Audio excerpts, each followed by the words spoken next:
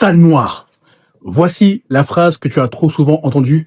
Voici la phrase que tu as pensée. Voici la phrase que tu as prononcée. Oui, je sais. Tu as eu des déceptions avec ces sales noirs. Oh là là, ces sales nègres, ces sales négros. Car tu analyses encore les hommes et les femmes selon le prisme physique, charnel 3D. Mais tu n'analyses pas les hommes et les femmes selon le prisme métaphysique, selon ton troisième œil, ta clairvoyance, ta clairaudience. Si je te disais que la majorité des noirs que tu as connus et qui sont des losers, je te l'accorde, est lié au fait qu'ils ont ce foutu mindset de rareté. Ils pensent que tout est rare.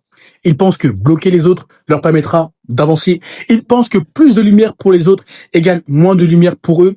Ils pensent que l'argent est rare, les opportunités sont rares, les femmes sont rares. Par conséquent, ils vendraient père et mère pour 1 minute de réussite, pour 1 an de réussite, quitte à bloquer toute une destinée familiale. Oui, je sais. La majorité des noirs sont des losers. 95% des noirs sont des losers, je te l'accorde.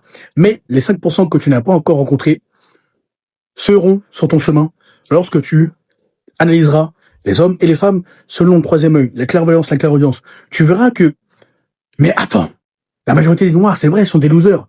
Mais les 5% que je n'ai pas encore rencontrés me permettent de contrebalancer mon analyse, mon propos vis-à-vis de cette communauté qui a beaucoup de qualités, mais qui a énormément de tard qui fait qu'elle reste une communauté de perdants de manière intergénérationnelle. Une fois que tu analyses les gens selon le niveau de conscience, tu verras que tu gagneras du temps et tu rencontreras des pépites. Tu es un élitiste, tu es un demi-dieu créateur. Comporte-toi comme tel.